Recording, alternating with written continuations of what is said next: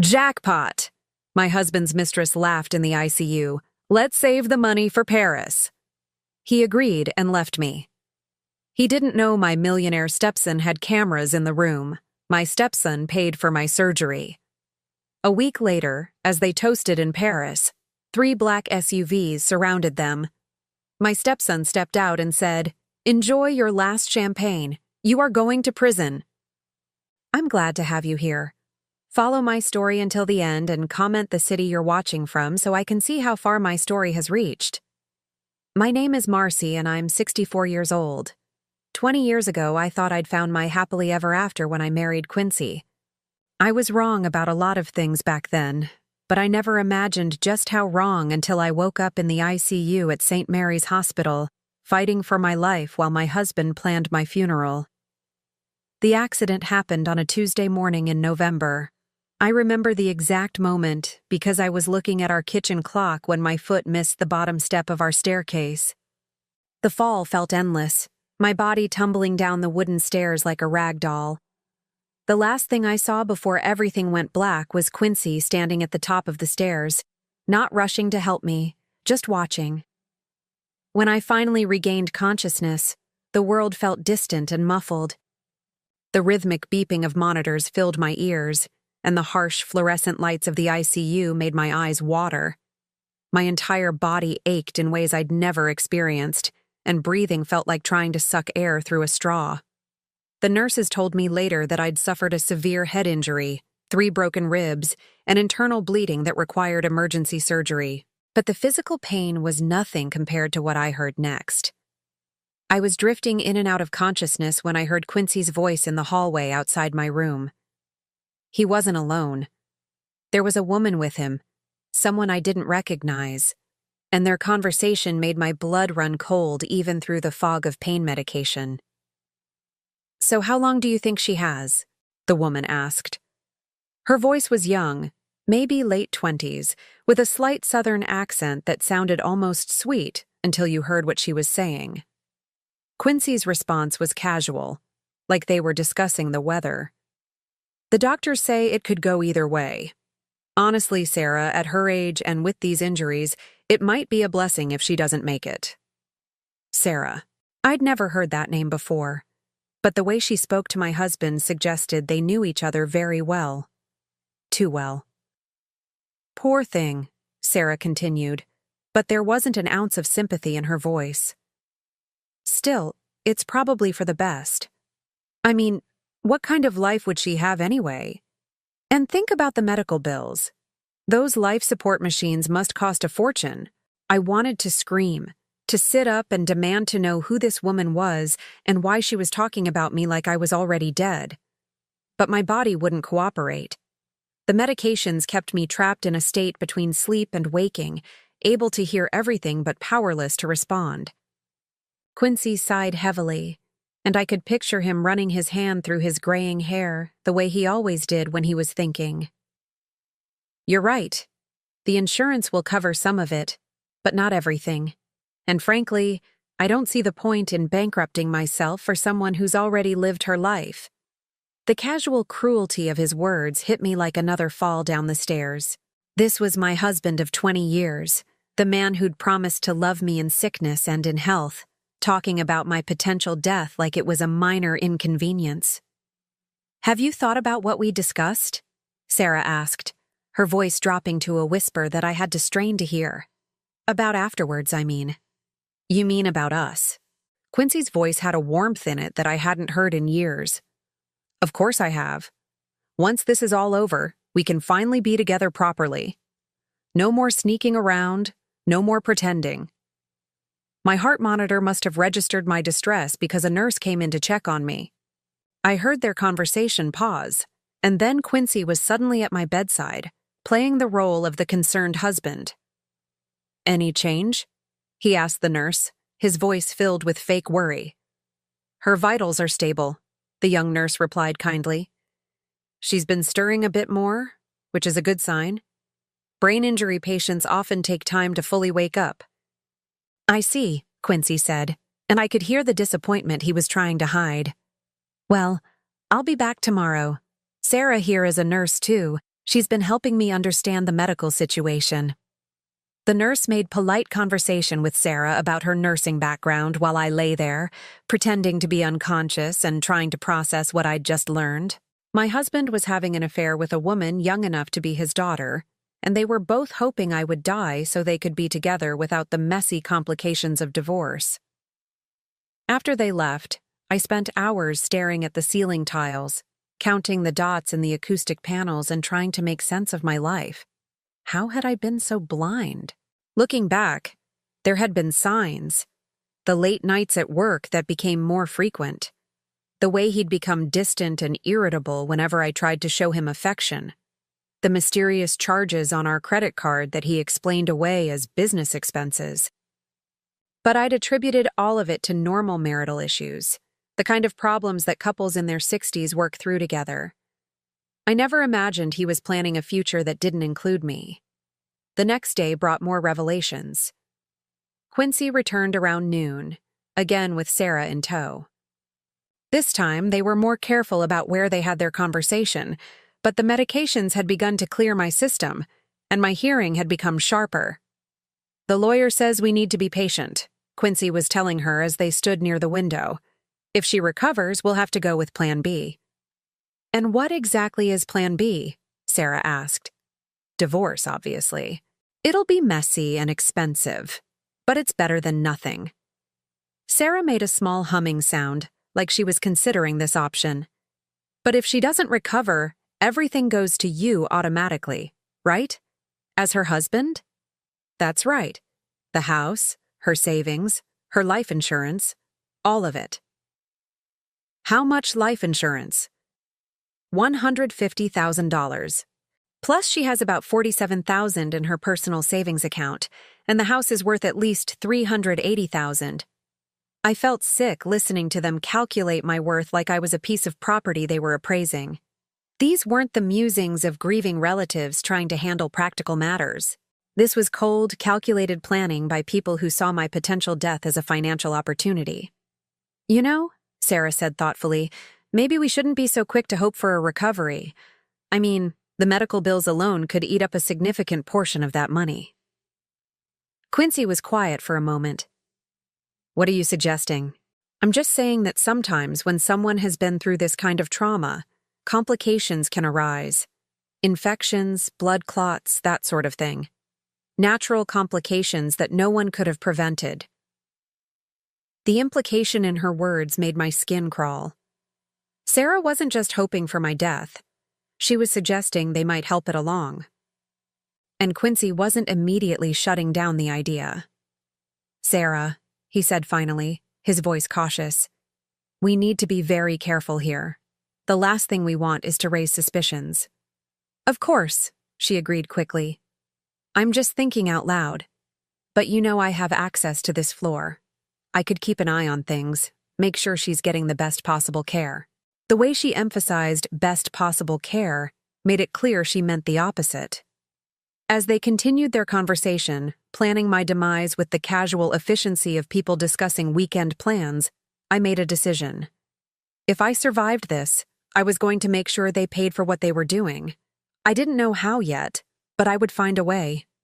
What they didn't know was that I had someone in my corner, someone they'd completely forgotten about in their calculations. My stepson Donovan had been traveling for business when my accident happened, but he was due back any day. Donovan was 40 years old, successful, and more importantly, he actually cared about me. When Quincy and I got married 20 years ago, Donovan was just 20, angry about his father's new relationship and resentful of my presence in their lives. But over the years, we'd built a real relationship. I'd been there for him during his difficult college years, his early career struggles, and his divorce 3 years ago. Unlike his father, Donovan had grown into a man of integrity and loyalty. If anyone would see through Quincy's act, it would be him. I just had to stay alive long enough for him to get here. That evening, alone in my room with only the steady beeping of monitors for company, I heard Quincy on his cell phone in the hallway. He was talking to someone about canceling our upcoming anniversary cruise, telling them that his wife was in the hospital and might not make it. Yes, It's very tragic, he was saying, but his tone suggested he found it anything but tragic. We were so looking forward to that trip to Paris we had planned for next month. Sarah and I were going to celebrate well, it would have been our unofficial honeymoon, if you know what I mean. Paris. They'd been planning to use our anniversary money to take their romantic getaway. The cruise we'd booked months ago, the one I'd been so excited about, was never meant for us at all. It was meant for Quincy and his mistress. As I lay there in the darkness, listening to my husband plan his future with another woman while I fought for my life, I felt something shift inside me. The love I'd carried for 20 years, the loyalty that had blinded me to his true nature, began to calcify into something harder and colder. They thought I was helpless, lying here unconscious and dying. They thought they could plan their crimes right outside my door without consequence. But they were wrong about that too. I was very much awake, and I was listening to every word. The third day in the ICU brought a clarity I hadn't experienced since the accident. The pain medications were being reduced, and my mind felt sharper, more alert to every sound and conversation around me. I'd learned to control my breathing and heart rate, keeping my body perfectly still whenever Quincy and Sarah entered my room. As far as they knew, I was still unconscious, hovering between life and death. That morning, they arrived earlier than usual, around 9 o'clock. Sarah was carrying a small leather portfolio, and she seemed more businesslike than before. She was an attractive woman, I had to admit, with auburn hair and the kind of figure that comes from regular gym sessions. Everything about her screamed youthful vitality, the complete opposite of a 64-year-old woman lying broken in a hospital bed. "I've been thinking about our conversation yesterday," Sarah said as she set her portfolio on the small table beside my bed. "And I think we might be approaching this all wrong." Quincy moved closer to the window, checking to make sure the door was closed. "What do you mean?" "I mean, why should we leave anything to chance? Why should we sit here hoping for natural complications when we could be more proactive?" My blood chilled at her words, but I forced myself to remain perfectly still, keeping my breathing steady and my eyes closed. "Sarah," Quincy said, his voice dropping to barely above a whisper, "are you suggesting what I think you're suggesting?" "I'm suggesting that accidents happen in hospitals all the time," she replied calmly. "Medication errors, equipment malfunctions, sudden deteriorations. With my access to this floor and my medical knowledge, it would be very easy to ensure that Marcy doesn't suffer unnecessarily." The casual way she discussed murdering me while standing 3 feet from my bed was so surreal that for a moment I wondered if I was having a nightmare induced by the pain medications. But the steady beep of my heart monitor and the antiseptic smell of the hospital room confirmed that this was horribly, frighteningly real. Quincy was quiet for a long moment. When he finally spoke, his voice had a quality I'd never heard before, cold and calculating. "What exactly are you proposing?" Sarah opened her portfolio and pulled out what sounded like medical charts. "I've been reviewing her case with Dr. Martinez. She's stable now, but her condition is still considered critical.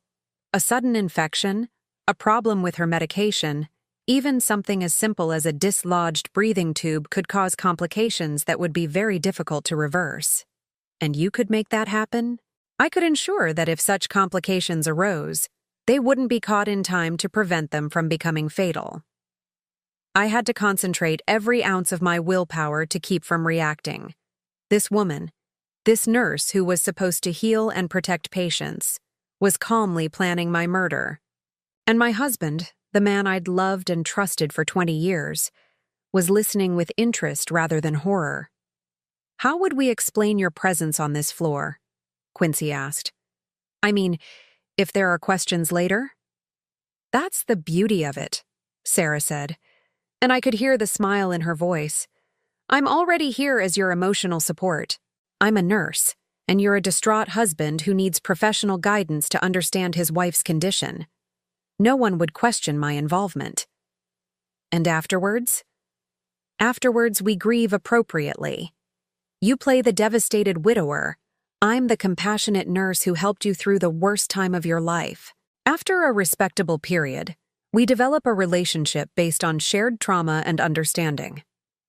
She had it all planned out, down to the fictional love story they'd tell people about how they met. I wondered how many times she'd done this before, how many other wives had died under mysterious circumstances while their husbands found comfort with the helpful nurse Sarah. Quincy moved away from the window and came to stand beside my bed. I could feel his presence, could smell the cologne I'd bought him last Christmas. You really think this could work? I know it could work, Sarah replied confidently. But we need to move quickly. The longer she stays stable, the more likely she is to recover. And recovery would complicate everything. When? The single word was barely audible, but it hit me like a physical blow. Tonight. The night shift has fewer people, less supervision. I can arrange to be here checking on her progress, and if something unfortunate happens during my visit, well, these things occur. Sometimes patients just take a turn for the worse. They stood there in silence for what felt like hours, but was probably only a few minutes. I could hear the sounds of the hospital around us, the distant conversations of nurses, the rolling wheels of gurneys, the normal sounds of a place where people came to heal. It seemed impossible that in the middle of all this healing, two people were planning a murder. There's something else we need to discuss, Sarah said finally. The practical arrangements afterwards. What do you mean? I mean the money, Quincy, the insurance, the house, all of it. We need to have a plan for how we're going to handle the finances once she's gone. I heard the rustling of papers, and Sarah continued. I've done some research on the legalities. As her husband, you'll inherit everything automatically unless she has a will that states otherwise. Does she? No, Quincy said. We talked about making wills years ago, but we never got around to it. Everything we own is jointly held anyway. Perfect. That means the house, the savings, the insurance money, it all comes to you immediately. How much did you say the total was worth? The house is worth about $380,000, her savings account has $47,000, and the life insurance is $150,000. There's also my retirement account and some investments. Probably another $100,000 total. Sarah whistled softly. That's nearly $700,000. Not bad for a night's work. The callous way she calculated the value of my life made me want to vomit. To them, I wasn't a person with feelings, memories, dreams, and fears. I was simply a financial obstacle standing between them and a comfortable future. We should start making plans for afterwards, Sarah continued. Where we'll live, how we'll handle the money. I think we should sell the house immediately and buy something new, somewhere we can start fresh without any memories of Marcy. Quincy's voice took on a dreamy quality. I've always wanted to live in Paris. With this kind of money, we could buy a nice apartment there, maybe near the Seine. Paris, Sarah repeated, and I could hear the excitement in her voice. I love it. We could be there by Christmas, starting our new life together. They began to discuss their future plans with the enthusiasm of newlyweds planning their dream home, completely oblivious to the fact that their dream was built on my grave. They talked about cafes and museums, about learning French together, about the romantic apartment they'd rent while they looked for the perfect place to buy. You know what we should do? Sarah said suddenly. We should book that trip to Paris right now, for next month. It'll give us something to look forward to, and it'll help sell the story that you need to get away after the tragedy. That's brilliant, Quincy agreed. A grieving widower taking a trip to heal and process his loss with the compassionate nurse who helped him through the darkest time of his life. I heard Sarah typing on what must have been her phone. I'm looking at flights now. There's a beautiful boutique hotel in the Marais district that would be perfect. Very romantic, very private. Book it, Quincy said without hesitation. Book it for 3 weeks from now. By then, everything will be settled, and we can start our real life together. As they made their travel arrangements, discussing restaurants they wanted to try and sights they wanted to see, I felt a strange sense of detachment from my own body. It was as if I was floating above the scene, watching these two people plan their future while the woman they intended to murder lay helpless beside them. But I wasn't helpless. Not entirely.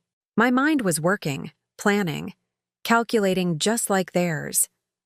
I knew that Donovan was supposed to return from his business trip tomorrow. I knew that he would come straight to the hospital when he landed. And I knew that unlike his father, Donovan would see through any performance Quincy and Sarah might put on. I just had to survive the next 24 hours. I should go, Sarah said finally. I need to review the medical protocols for tonight and make sure everything is in place. When will I see you again? Quincy asked, and there was an intimacy in his voice that made my stomach turn. Tonight, around midnight. I'll be here for her final checkup. Final checkup. The euphemism was so casual, so professional sounding, that it took a moment for the full weight of it to hit me. They were planning to kill me in just a few hours. After they left, I lay in the growing darkness of my hospital room, listening to the sounds of the evening shift taking over. Nurses chatted quietly in the hallway. Doctors made their rounds, and somewhere in the distance, a television played the evening news. I thought about my life, about the 20 years I'd spent with Quincy, about all the small moments and shared experiences that I'd believed were building towards something lasting. Our wedding day, when he'd cried as I walked down the aisle. The way he used to bring me coffee in bed on Sunday mornings. The trips we'd taken together, the friends we'd made, the life we'd built. Had any of it been real? Or had I been living in a fantasy while he planned my eventual demise? But then I thought about Donovan, about the relationship we'd built over the years, about how he'd grown from a resentful teenager into a man I was genuinely proud of. He would be here tomorrow, and when he arrived, everything would change. I just had to make sure I was still alive when he got here. I'd been staring at the ceiling tiles for what felt like an eternity, counting the small holes in the acoustic panels and trying to keep my mind focused on anything except the fact that Sarah would return at midnight to end my life. The clock on the wall showed 11:37 when I heard footsteps in the hallway that I recognized immediately. Donovan. He was back earlier than expected, and the familiar sound of his confident stride filled me with a relief so profound that I had to fight back tears. Even through my closed eyelids, I could sense when he entered the room, bringing with him the faint scent of expensive cologne and the energy of someone who'd just stepped off a long flight.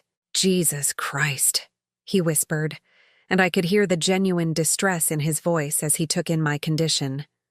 "What the hell happened to you, Marcy?"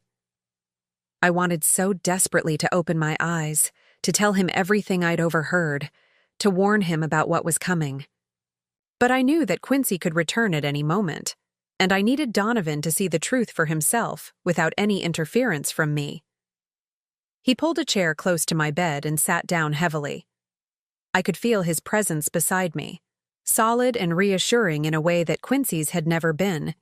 Even before I learned the truth about him, "I got Dad's message about the accident," Donovan said quietly, apparently talking to my unconscious form. "But he made it sound like you just took a tumble down the stairs. This looks like so much more than that." He was right, of course. The extent of my injuries suggested a much more serious fall than the simple slip Quincy had described to people. But Donovan had always been observant, always willing to ask the hard questions that others avoided. I heard him pull out his phone and dial a number. "Dr. Martinez, this is Donovan Richards, Marcy's stepson. I just arrived and I'd like to discuss her condition. Yes, I know it's late, but I flew in from Singapore as soon as I heard. Thank you." While he waited for the doctor, Donovan began moving around my room, and I could hear him examining things with the methodical precision that had made him successful in business. He was looking at my chart, checking the monitors, asking questions that a casual visitor wouldn't think to ask. Dr. Martinez arrived 15 minutes later, a kind man in his 50s who'd been treating me since the accident. I'd heard his voice several times over the past few days, always professional but genuinely caring. "Mr. Richards, the doctor said as he entered the room. "I'm glad you're here. Your stepmother's injuries are quite serious." "Can you walk me through exactly what happened?" Donovan asked. "My father said she fell down the stairs, but looking at her injuries, this seems like more than a simple fall." I could hear Dr. Martinez flipping through pages of my chart. "The pattern of injuries is consistent with a fall down a full flight of stairs. She has a severe concussion, 3 broken ribs, internal bleeding that required emergency surgery, and significant bruising. What's unusual is the nature of some of the trauma." "Unusual how?"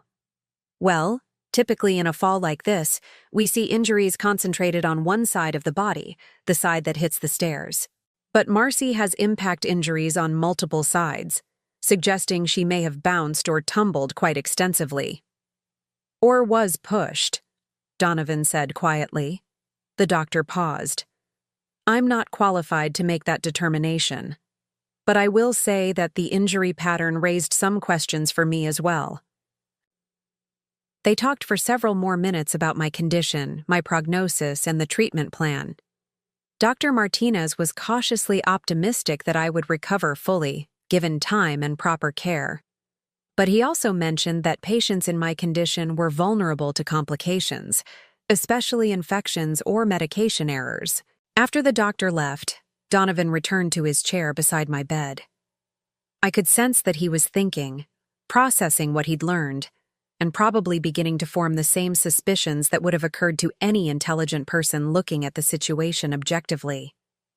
"Marcy," he said softly, "I don't know if you can hear me, but if you can, I want you to know that something doesn't feel right about this whole situation.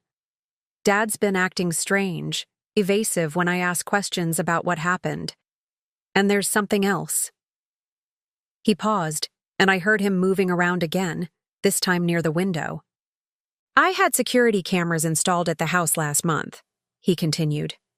"Dad doesn't know about them. I was worried about break-ins in the neighborhood, and I thought it would be good to have some protection for you both while I was traveling." Security cameras. My heart rate spiked with excitement, but I forced myself to remain still. If Donovan had cameras at the house, they might have recorded what really happened when I fell down the stairs. "I'm going to review the footage tomorrow," he said. "I need to see exactly what happened that morning." At that moment, I heard voices in the hallway. Quincy was returning, and he wasn't alone. Sarah was with him, probably arriving for her midnight shift and my planned murder. "Donovan?" Quincy's voice carried a note of surprise as he entered the room. "I thought you weren't getting back until tomorrow."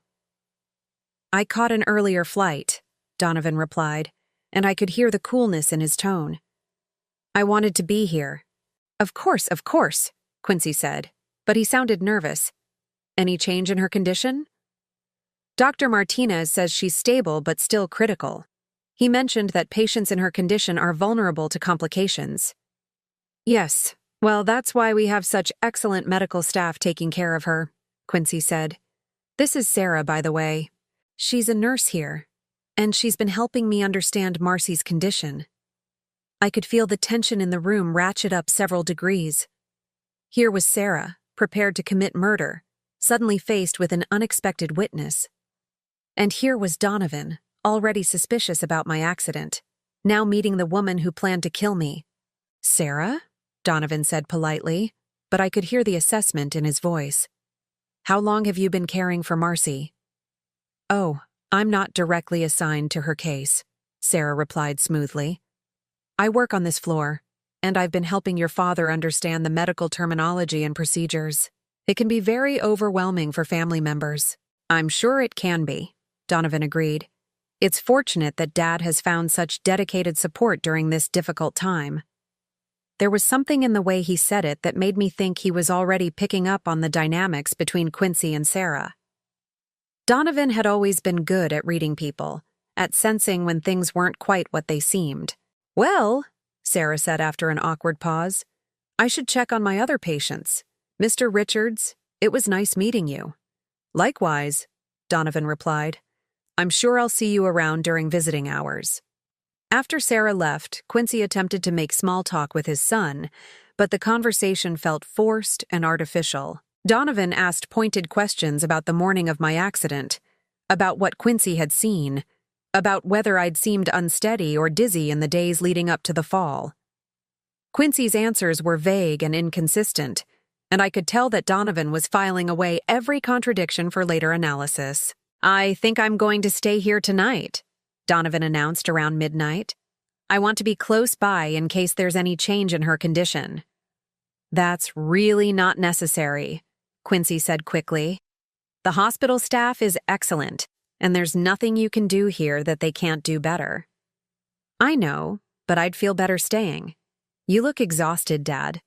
Why don't you go home and get some proper sleep? I'll call you if anything changes." I could practically feel Quincy's panic. If Donovan stayed, Sarah wouldn't be able to carry out her plan, but he couldn't argue too strongly without seeming suspicious.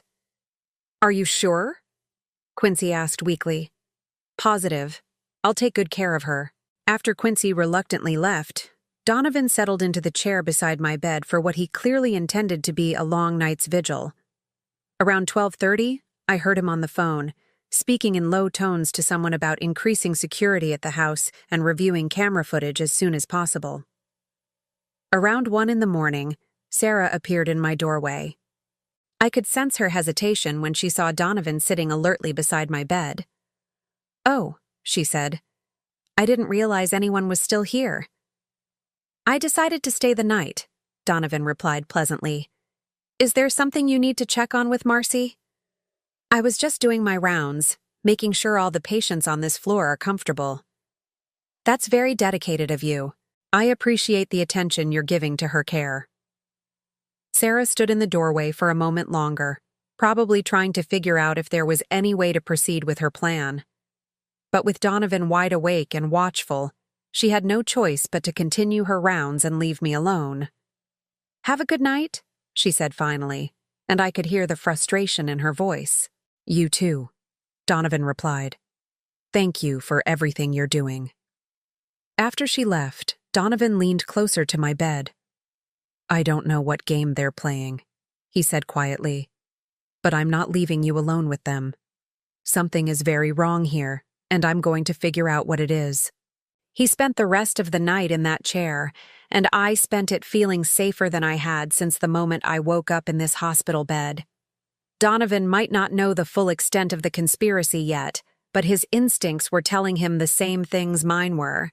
Quincy couldn't be trusted, Sarah was dangerous, and I needed protection. When the sun began to rise through the hospital windows, I knew I had survived the night. Sarah's plan had been thwarted by Donovan's unexpected presence, which meant I would live to see another day. But more importantly, I now had an ally, someone who was asking the right questions and looking for the truth. The next phase of this nightmare was about to begin, but for the first time since my accident, I felt like I might actually have a chance to survive it. And maybe, just maybe, to get justice for what they'd tried to do to me. The morning brought a new energy to my hospital room. Donovan had stayed true to his word, spending the entire night in the chair beside my bed, and I could see the determination in his posture even with my eyes closed. Around 7 in the morning, I heard him making phone calls, coordinating with his security team, and making arrangements that I couldn't quite follow, but that filled me with hope. Dr. Martinez made his morning rounds around 8, checking my vitals and discussing my progress with Donovan. The doctor seemed pleased with my stability overnight, mentioning that my brain activity had been more consistent and that my chances of a full recovery were improving. "When might she wake up?" Donovan asked. "It's hard to say with head injuries," Dr. Martinez replied. "Could be today, could be several more days, but her signs are encouraging. The swelling in her brain has decreased significantly." After the doctor left, Donovan received a phone call that changed everything. "Marcus, thank you for getting back to me so quickly," he said, and I realized he was talking to the head of his security company. "Did you have a chance to review the footage from Tuesday morning?" There was a long pause as Donovan listened to whatever Marcus was telling him. I could hear his breathing change, becoming sharper and more focused. "Are you absolutely certain?" he asked. The footage is clear enough to see exactly what happened? Another pause, longer this time. Jesus, Donovan whispered. Send me the file immediately. And Marcus, I want you to make copies and store them in multiple locations. This is evidence in what might become a criminal case. My heart was pounding so hard I was afraid the monitors would give me away. The security cameras had captured something, and from Donovan's reaction, it wasn't the accidental fall that Quincy had described to everyone. One more thing, Donovan continued. I want comprehensive background checks on Sarah Chen. She's a nurse here at the hospital. I want to know everything about her, her employment history, her personal life, any connections she might have to similar cases, and I want it today. Sarah Chen. Now I had a full name for the woman who'd planned my murder. After he ended the call, Donovan pulled out his laptop and spent the next hour reviewing something that clearly disturbed him deeply. I could hear him occasionally muttering under his breath, words like unbelievable and bastard, that told me he was seeing exactly what I suspected he'd see. Around 10 in the morning, Quincy arrived with coffee and pastries, playing the role of the devoted husband bringing breakfast for his son's bedside vigil. Any change overnight? Quincy asked, and I could hear the hope in his voice that there had been a change for the worse. She's been very stable, Donovan replied, his voice carefully neutral. Dr. Martinez thinks her chances of recovery are actually quite good. Oh, Quincy said, and he couldn't quite hide his disappointment. Well, that's wonderful news. Dad, I need to ask you something, and I want you to think very carefully before you answer. I could feel the tension in the room increase dramatically. Quincy must have sensed that something had changed overnight. Of course, Quincy said, but his voice was wary. Tell me again exactly what happened Tuesday morning when Marcy fell. I've already told you. She was going downstairs to make coffee, and she missed a step. I heard the noise and came running, but it was too late. You were upstairs when it happened? Yes, I was getting dressed in our bedroom. And where exactly was Marcy when she fell? Top of the stairs, middle, bottom? Quincy hesitated, and in that hesitation, I knew he was realizing that his story was about to be challenged.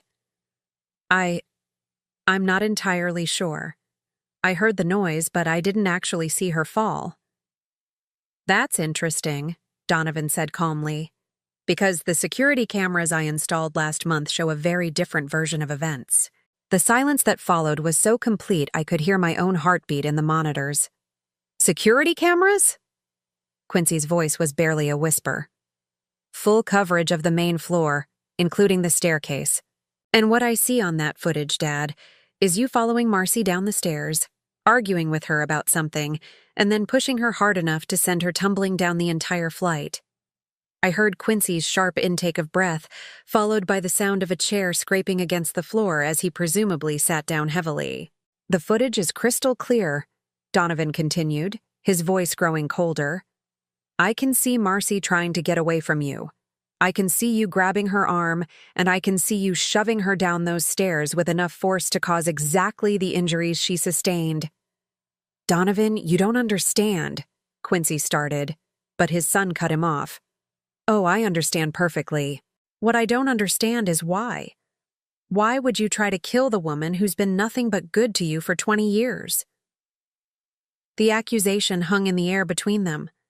I wanted to applaud Donovan for his directness, for refusing to let his father make excuses or deflect blame. It's not what it looks like, Quincy said weakly. Really? Because what it looks like is attempted murder. And what it feels like is that I need to call the police right now. Wait, Quincy said urgently. Please, just wait. Let me explain. Explain what? How you plan to inherit Marcy's money? How you've been having an affair with that nurse Sarah? How you stood outside this room discussing whether to let Marcy die from her injuries or speed the process along? My blood ran cold. How could Donovan possibly know about those conversations unless— You've been recording us, Quincy said, and his voice was filled with a mixture of horror and admiration. The room has audio surveillance, yes. I activated it the moment I arrived and realized something wasn't right. So I've heard every word of your conversations with Sarah, including your plans for tonight. Donovan had been recording everything. Every cruel word, every heartless plan, every casual discussion of my murder had been captured for posterity. You have no idea what you're dealing with, Quincy said, and for the first time, there was something desperate in his voice. Sarah isn't just some nurse I'm having an affair with. This is bigger than you think. Then explain it to me. Quincy was quiet for a long moment, and when he spoke again, his voice had changed completely. Gone was the pretense of being a loving husband. What remained was something cold and calculating. Sarah specializes in this kind of arrangement, he said finally. Wealthy older women who need assistance in transitioning to their final rest. Marcy isn't the first, and she won't be the last. The casual way he described serial murder made my skin crawl. This wasn't a crime of passion or a moment of poor judgment. This was a business, a systematic targeting and killing of older women for their money. How many? Donovan asked, and I could hear the disgust in his voice. 5, maybe 6 over the past 3 years. Sarah has a system. She identifies targets, I cultivate relationships with them, and when the time is right, they have accidents or complications. And you split the money. It's a very lucrative partnership. The matter-of-fact way Quincy discussed multiple murders was so chilling that I had to focus all my energy on keeping my breathing steady. This man I'd lived with, shared a bed with, trusted with my life, was a serial killer. Why Marcy? Donovan asked. She loved you.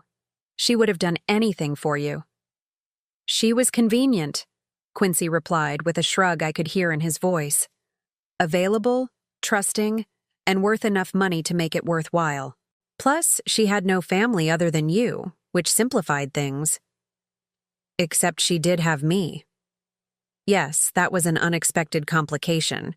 We thought you'd be easier to convince that her death was natural, especially since you travel so much. Donovan was quiet for several minutes, and I could imagine him processing everything he'd learned. His father wasn't just an unfaithful husband or even a man who'd made one terrible mistake. He was a predator who made a living targeting and killing vulnerable women. Here's what's going to happen, Donovan said finally, his voice calm but implacable. You're going to confess everything to the police.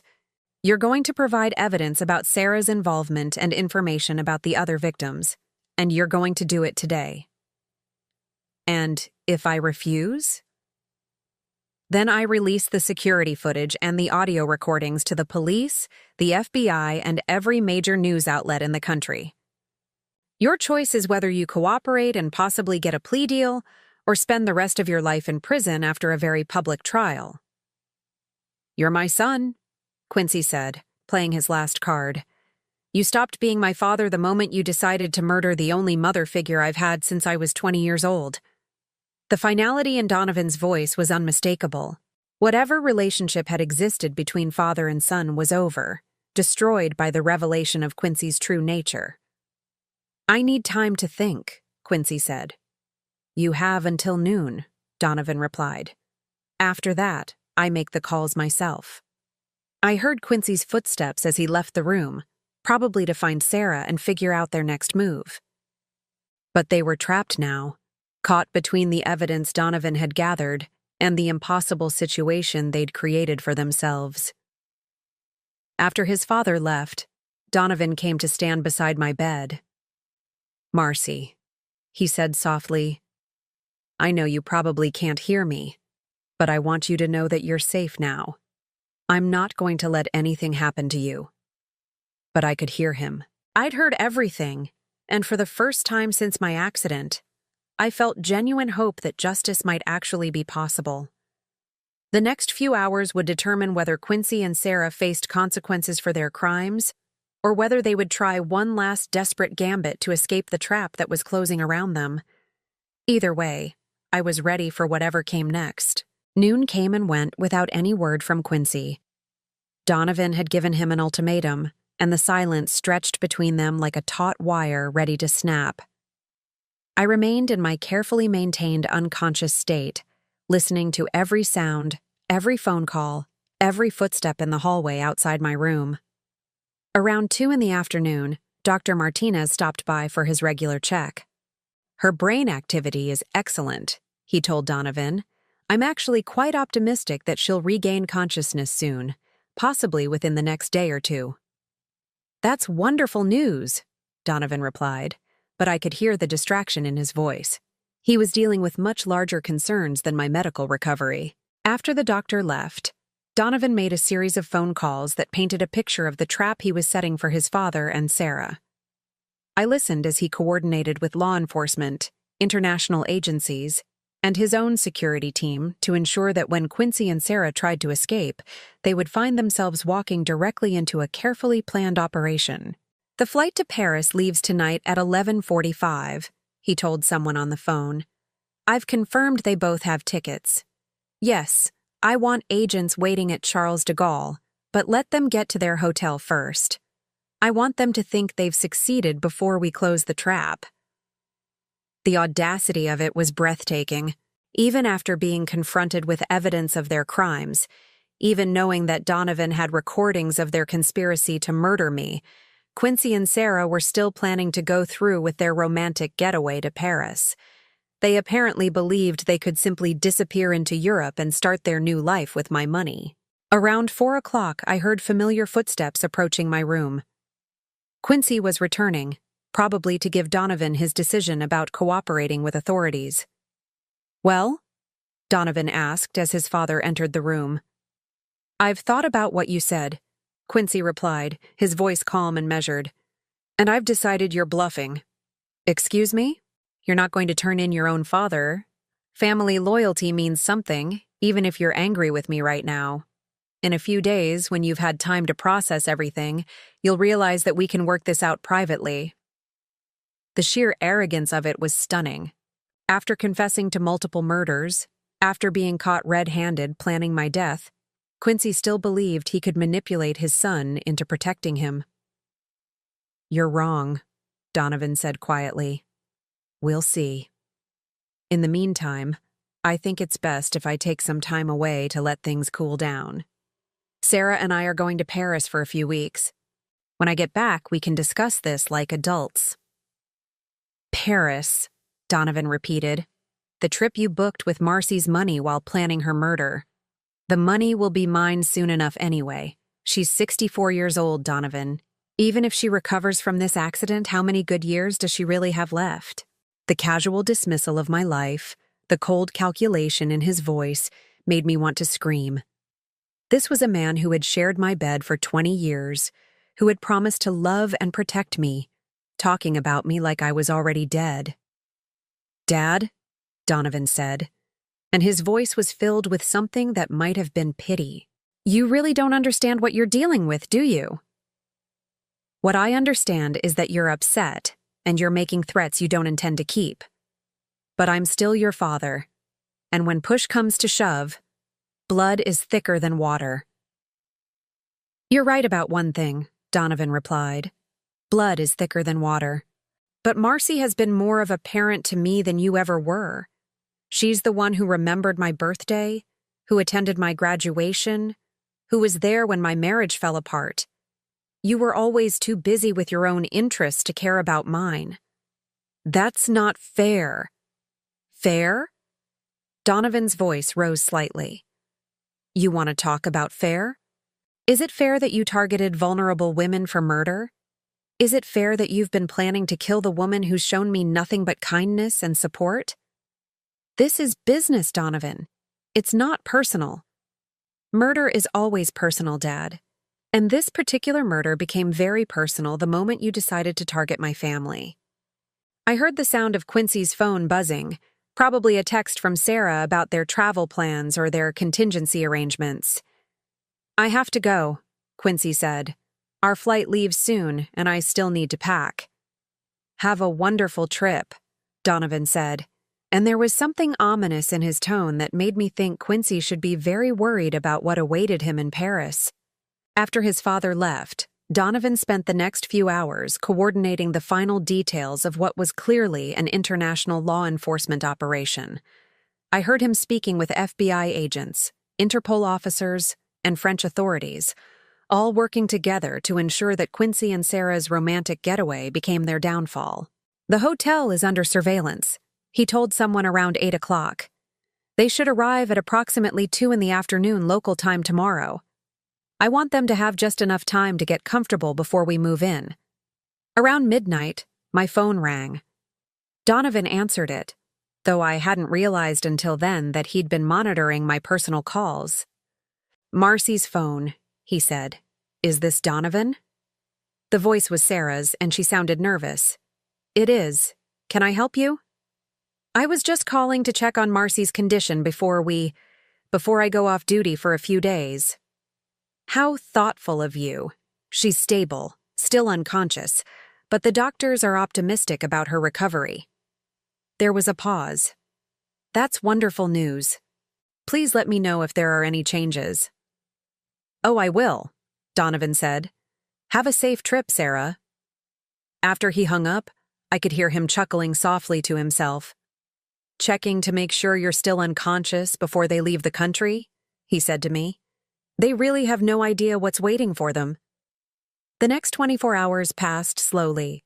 Donovan kept a constant vigil beside my bed, fielding updates from law enforcement agencies and monitoring the progress of Quincy and Sarah's journey to their destruction. I learned that they had indeed boarded their flight to Paris, that they had cleared customs without incident, and that they were currently settled into their romantic boutique hotel in the Marais district. "They're at dinner now," Donovan told me around what must have been early evening Paris time, at a little restaurant called Le Petit Coeur. Apparently they're celebrating their successful escape. I could picture them there, toasting their freedom with expensive champagne, probably laughing about how they'd fooled everyone and gotten away with murder. The image filled me with a cold anger that gave me strength. Around 10 o'clock that evening, Donovan's phone rang with the call we'd both been waiting for. "It's done," he said, after listening to the voice on the other end. "They were arrested at the restaurant, both of them, no resistance." I wanted to cheer, to sit up and celebrate, but I forced myself to remain still. This was just the beginning of their legal troubles, and I needed to be conscious and able to testify when the time came. "Tell me everything," Donovan said to whoever had called him. Over the next 30 minutes, I listened as he received a detailed account of Quincy and Sarah's arrest. They had been enjoying a romantic dinner, apparently toasting their successful escape and planning their new life together, when 3 black SUVs surrounded the restaurant. Donovan himself had flown to Paris to be present for the arrest, though I hadn't realized he'd left the hospital. He'd wanted to look them in the eye when they realized their freedom was an illusion. "You should have seen their faces," the voice on the phone was saying. When those agents walked into the restaurant and announced themselves, when Donovan stepped out of the lead vehicle, they knew immediately that their game was over. "What did Dad say?" Donovan asked. He tried to deny everything at first, claimed they were just tourists on vacation. But when we played the audio recordings of their conspiracy, when we showed them the video of him pushing Marcy down the stairs, he broke down completely. "And Sarah?" "She tried to run, actually. Made it about 10 feet before the French police tackled her.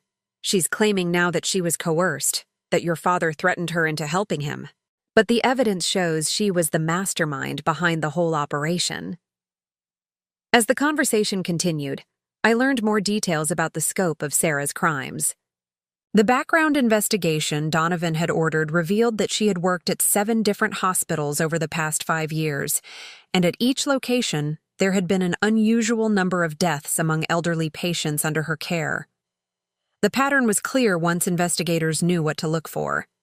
"How many total victims?" Donovan asked. "We're still investigating, but we think at least 12 women over the past 5 years. Your stepmother was going to be number 13. 12 women. 12 wives, mothers, grandmothers whose lives had been cut short by these predators. I felt sick thinking about their families, about the grief and loss that Quincy and Sarah had caused in their pursuit of easy money. They're being held without bail pending extradition, the voice continued. The French authorities are cooperating fully, and they should be back in the U.S. within the week. And the evidence is solid? Airtight.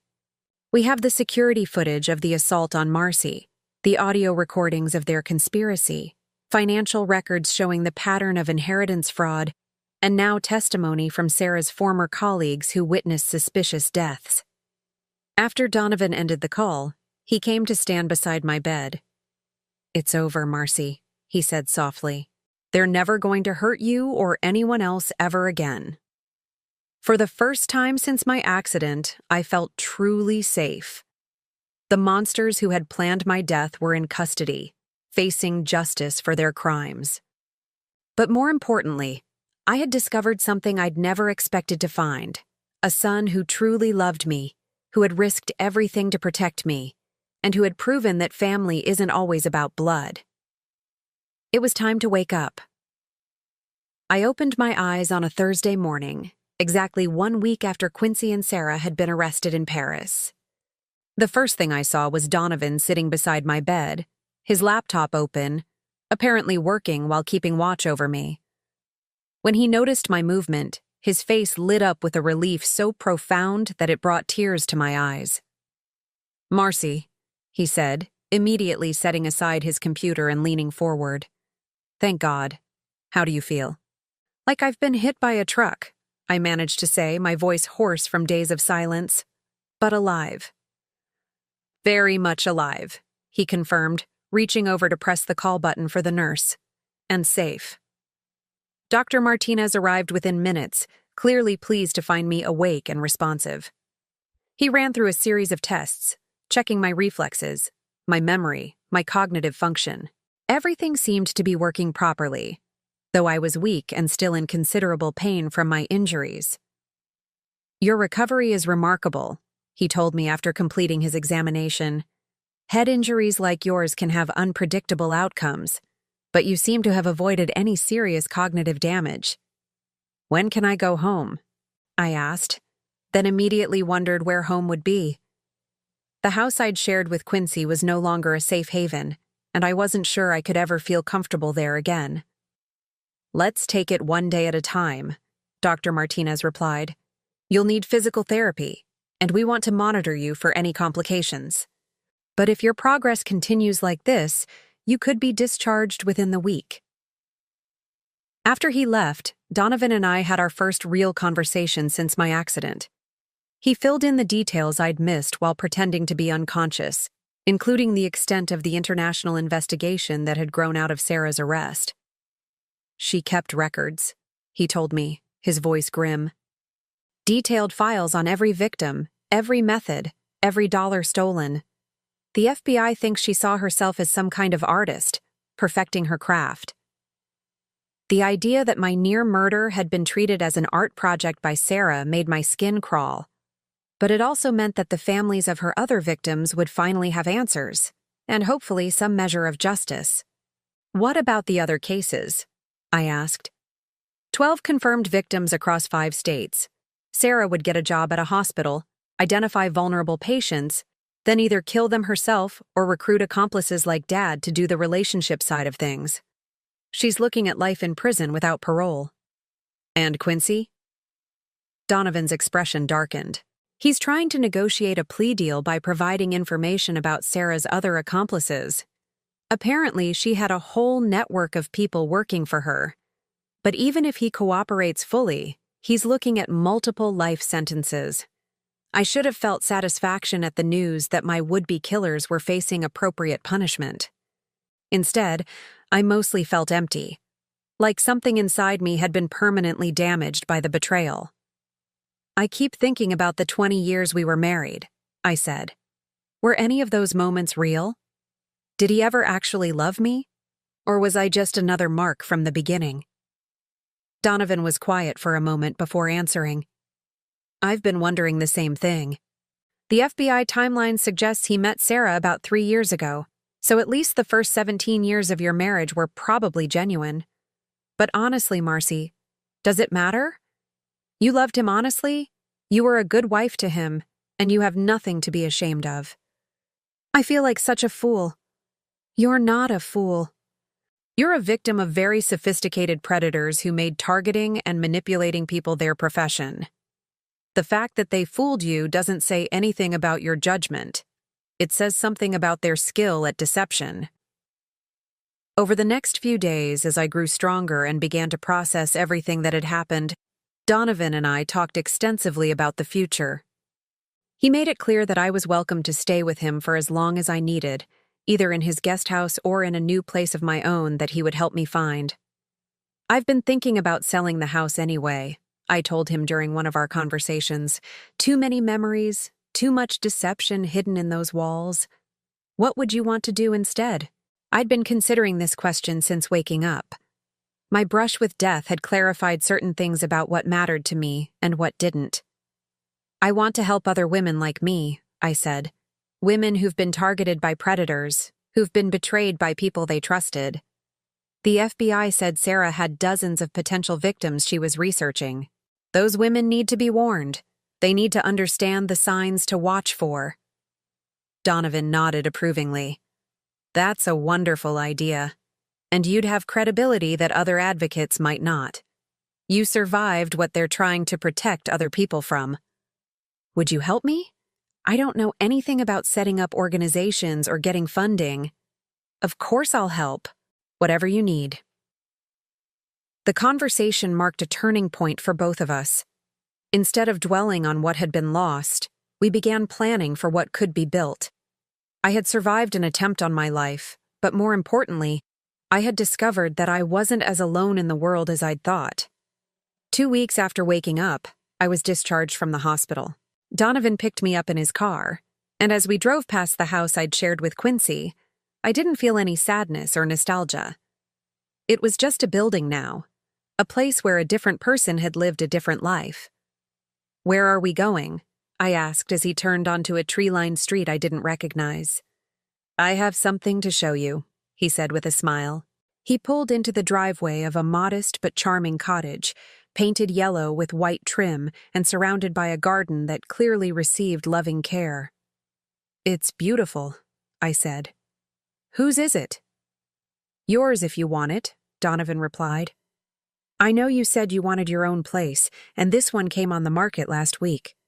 It's fully accessible for your physical therapy, it's in a safe neighborhood, and it has a perfect home office for your advocacy work. I stared at the cottage, overwhelmed by his thoughtfulness. Donovan, I can't let you buy me a house. You're not letting me do anything. I'm choosing to do this because you're my family, and family takes care of each other. Family. The word had taken on new meaning for me over the past month. I'd learned that family wasn't necessarily the people you shared blood with, or even the people you married. Family was the people who showed up for you when things got difficult, who protected you when you couldn't protect yourself, who loved you not because they had to, but because they chose to. Besides, Donovan added with a grin, I have it on good authority that you're going to be quite wealthy once all the legal proceedings are finished. The insurance money from your marriage will revert to you since Quincy can't inherit as a convicted felon, plus there will likely be restitution from Sarah's other crimes. You'll be able to pay me back if it makes you feel better. We walked through the cottage together, and I could immediately picture myself living there. There was a sun-filled living room with built-in bookshelves, a kitchen with windows overlooking the garden, and a small study that would be perfect for the advocacy work I was planning. The current owners are an elderly couple moving to assisted living, Donovan explained as we toured the rooms. They said they'd be honored to sell to someone who would appreciate the care they've put into the place. In the master bedroom, there was a photograph on the nightstand showing the elderly couple on their wedding day, probably 50 years earlier. They looked happy and hopeful, the way I'd looked in my own wedding photos 2 decades ago. Do you think it's possible to trust again? I asked Donovan as we stood looking at that photograph. After something like this, do you think someone my age could ever believe in love again? I think trust is like physical therapy, he replied thoughtfully. It takes time, it takes effort, and it probably hurts sometimes.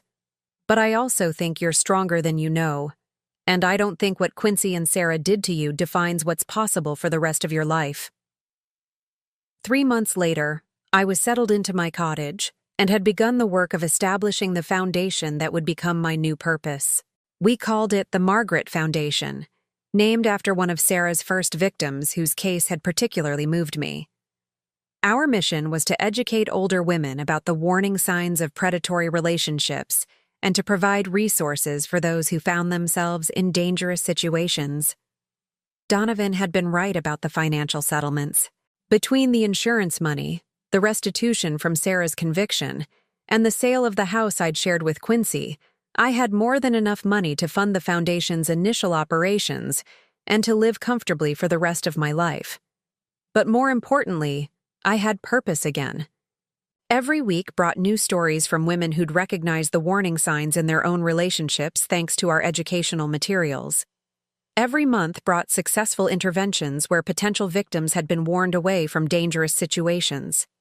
On a warm evening in late summer, I was sitting in my garden reading case files when Donovan stopped by with takeout from our favorite Thai restaurant. This had become our weekly tradition, sharing dinner and talking about our respective work. I got a call today from the prosecutor in Sarah's case. He told me as we sat eating pad thai on my patio. She was sentenced to 12 consecutive life sentences without the possibility of parole. And Quincy? 8 life sentences.